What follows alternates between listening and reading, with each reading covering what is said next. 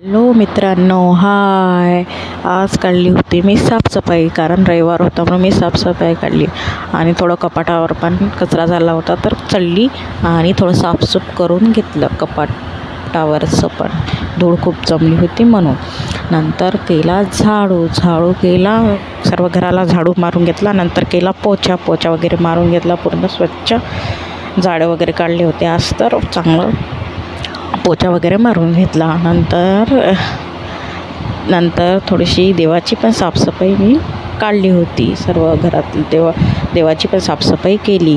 सर्व देवघर वगैरे पुसून टाकलं होतं. नंतर आंघोळ केली वगैरे आणि मशीन वगैरे लावली.